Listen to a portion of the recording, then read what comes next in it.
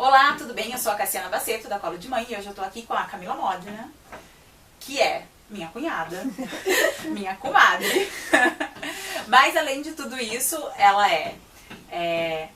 vamos lá, de formação inicial, advogada, trabalha como advogada, mãe de 3 filhos. Mãe de 3 filhos, 3 partos, um diferente do outro, embora sejam vaginais os 3. Isso, parto natural, né? Parto vaginal, a gente fala. Vaginal. Então a gente já vai falar sobre esse assunto também. Então vamos começar. Hoje a gente vai fazer uma série de vídeos, porque nós estamos fazendo o curso de gestante da Colo de Mãe, né? O guia da Colo de Mãe para gestante. E existem vários assuntos que são um pouco, assim, tabus ou que despertam muitas dúvidas. E o primeiro é a definição dos partos. Quais são os tipos de parto que tem? Certo.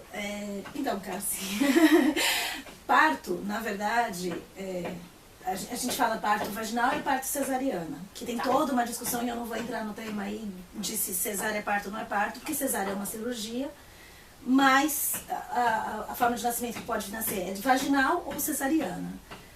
Os partos vaginais, na verdade, as pessoas tá tendo muito um problema com o nome parto humanizado. Muita gente, inclusive, acha que parto humanizado é parto em casa, é parto na banheira, é parto no chuveiro, né? Ou parto desassistido. Tem muito essa confusão. Teve até uma famosa aí, sei lá, falou que queria um parto normal, mas não queria humanizado porque ela era muito velha pra isso. E o que é um parto humanizado? Vamos começar por essa definição. Vamos começar pelo que é parto humanizado. Parto humanizado, na verdade, deveria ser como o ideal, assim, todo mundo devia ser. O parto sempre devia ser, porque é um parto da forma mais humana possível.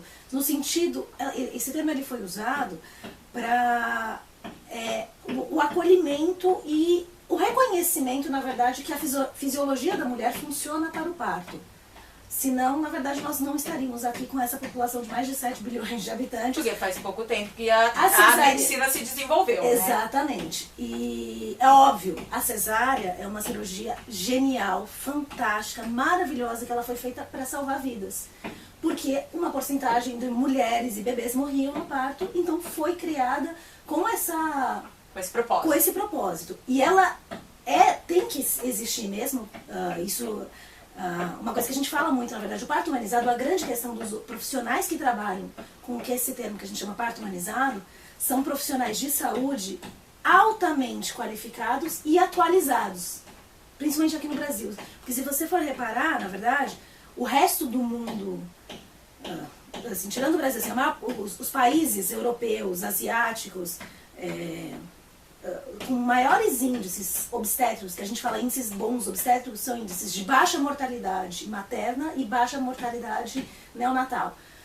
O parto que acontece é um parto normal, é o parto que é priorizado. Tanto que a Organização Mundial da Saúde recomenda que a cesárea aconteça entre 10% a 15% dos casos, que são os casos que vai acontecer algum problema que precisa de uma intervenção. Só para esclarecer, a maior parte, mais de 90%, não sei a porcentagem, mas assim, grande parte desses partos, você só vai descobrir que precisa da cesárea durante o trabalho de parto. Então, aqueles casos que o médico falou assim, vai ter que ser cesárea e agenda para aqui 3 dias, normalmente não era um caso de cesárea. Sim. Né? Que é o que dizem também de uma...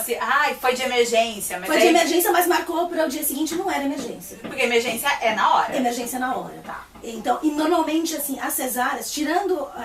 se eu não me engano, tem médicos aí, profissionais muito bons para esclarecer, mas se eu não me engano, o único caso que precisa, antes do trabalho de parto, é a placenta prévia, que a gente chama, que a placenta prévia é total, que é quando a placenta está na frente do bebê.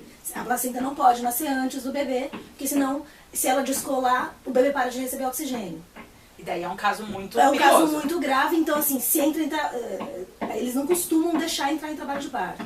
Agora, vários outros casos que aqui no Brasil se trata com cesárea, se fala cesárea, muitos são mitos mesmo, e outros seriam casos de indução, que a gente chama, que é a aceleração do trabalho de parto.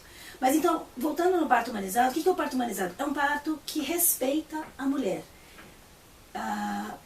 É um parto que os profissionais vão dar para acompanhar a saúde daquela mãe, daquele bebê, daquele duplo, ou no caso se for gêmeos, ou mais dos bebês. Então vai ter um profissional que a gente chama 1 para 1, os profissionais acompanhando a saúde da mãe e do bebê, ou bebês, e vai se valorizar a atuação da mãe. É um parto ativo, no sentido de que a mulher, a parturiente, ela tem liberdade para agir conforme a própria natureza. Porque, querendo ou não, na hora do parto, tirando um problema ou outro que pode acontecer, o corpo da mulher acaba sabendo como agir. Mas é um parto, o mais importante é baseado em evidências científicas. Isso é o mais importante. Então, os médicos e outros profissionais do parto, como parteiras, enfermeiras enfermeiras obstétricas ou obstetrizes, são pessoas que estão sempre estudando, os que fazem parto humanizado de verdade, porque tem o tipo humanizado também que a gente tem que tomar cuidado. Que são médicos que falam que fazem parto humanizado e no final das contas não fazem. Isso dá um tema grande para conversar. Mas são profissionais que são atualizados, então eles são baseados, eles sempre têm muitos estudos científicos e todas as condutas deles não vão estar baseadas em experiências antigas, em livros antigos. Não, eles estão sempre atualizados e sempre falando com base nos estudos mais recentes. Na biblioteca Cochrane, que eles chamam, que é a biblioteca de todos os estudos médicos, compila estudos no mundo inteiro, né, de o que são as condutas melhores. Então, esse é o parto humanizado, na verdade. Pode ser na banheira? Pode. Tem que ser na banheira? Não. Não tem nada a ver. Tem que ser de cócoras? Tem que ser de cócoras? Não. Vai ser na posição que a mulher quiser. Muito bem. Então, a gente já entendeu o que é parto humanizado, né? Quais são as diferenças dos partos. E eu queria que você falasse um pouco sobre a sua experiência, que foram 3 experiências diferentes. Sim. De parto vaginal. Isso. Né? Como que foi? Por que foi diferente? Você acha que foi diferente? Porque os métodos foram diferentes.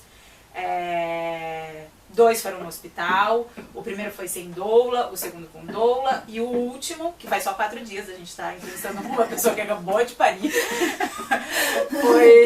foi residencial, com 2 doulas. O que você acha que foi diferente? Tá.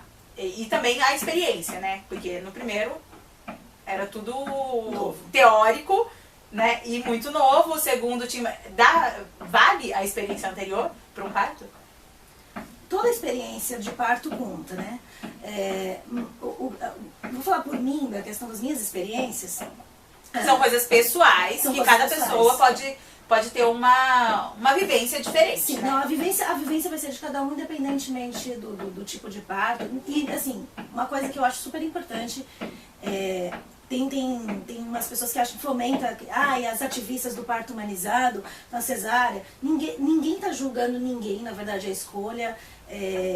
Uma coisa só que eu acho muito importante, ainda mais com a questão do PL, o projeto de lei que está sendo votado aqui em São Paulo, o projeto de lei da deputada Janaína, só para avisar nesse ponto, que eu acho importante.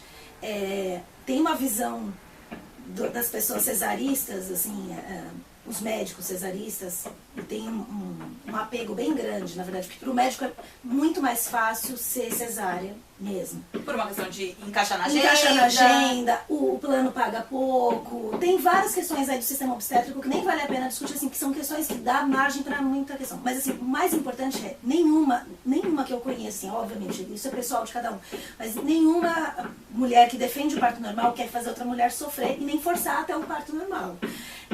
A única coisa que a gente fala é, assim, informação. Falta informação das mulheres que escolhem uma cesárea ou que são forçadas a escolher uma cesárea como médico. Porque se tivesse informação, a escolha é livre, completamente, assim, a gente acredita nisso, mas, assim, a experiência dos médicos e das profissionais de saúde que trabalham com evidência científica é quando você mostra as evidências científicas, o quanto mais benéfico é, tanto para a mãe quanto para o bebê, o parto normal, é muito improvável que a mulher acabe escolhendo conscientemente uma cesárea. Se ainda assim ela escolher, eu acho que ela está... É direito dela. É o direito, é a opção. Só que a verdade é assim, é uma falsa comparação dizer que as mulheres podem hoje em dia escolher uma cesárea aqui no Brasil. É mentira. Elas são induzidas Elas são induzidas, elas são coagidas.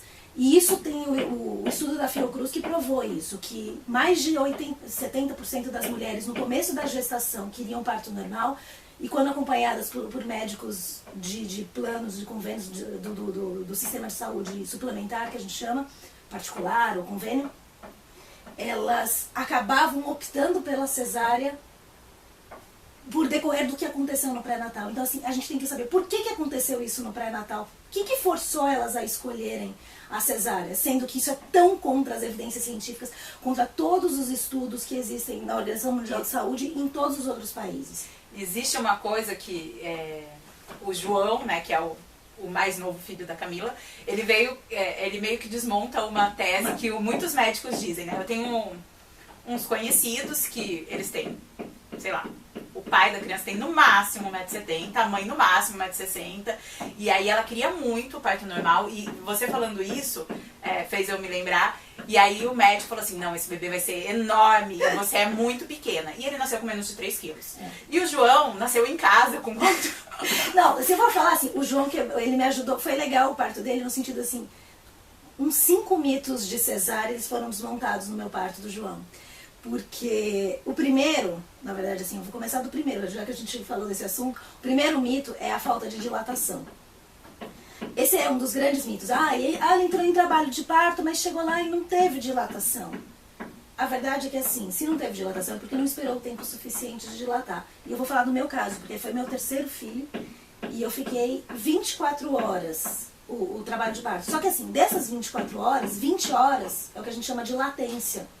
Latência são os pródromos, são as contrações, elas começam, só que elas não são ainda contrações de dilatação. Elas são contrações para contrair, para afinar o colo do útero, para preparar o útero.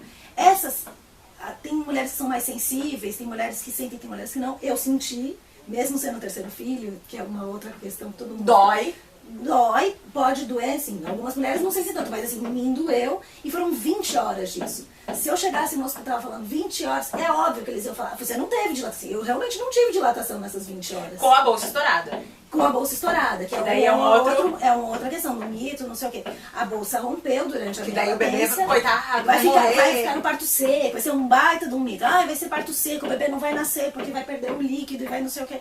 Não é verdade. O que tem que ter, isso é uma coisa muito importante para falar, tem que ter acompanhamento. Eu não estava desacompanhada, não era um parto desassistido, como muita gente acha que parto humanizado que você, é parto desassistido. Vai nascer aqui porque eu quero. Muita gente acha que parto humanizado é parto desassistido. Não é verdade.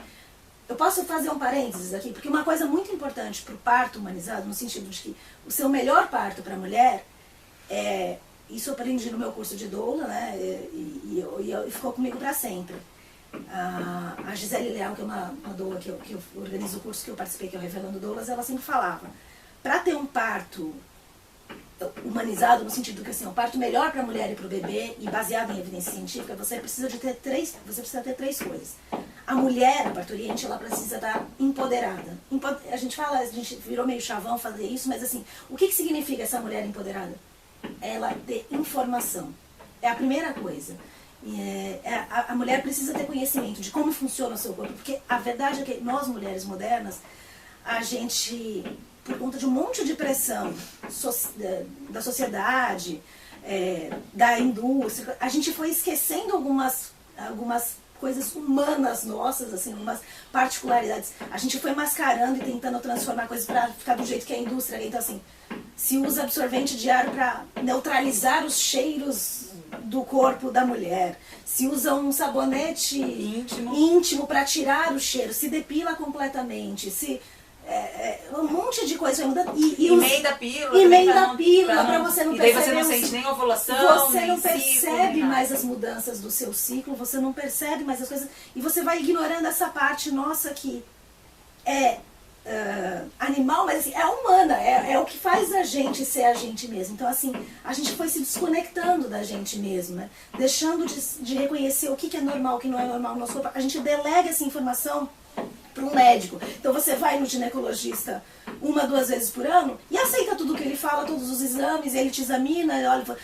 Quantas mulheres pegaram o espelho e já olharam para a própria vulva para ver como é que é o formato, se está normal, se tem algum problema, se precisa fazer uma cirurgia, se tem uma verruga, alguma coisa estranha, se sente, às vezes nem se observa, às vezes não sabe se um corrimento é normal da ovulação, ou se é um corrimento estranho. De uma bactéria. De uma bactéria, alguma coisa assim. Então, assim, mulher não se toca, então, assim, não tem o costume de se tocar.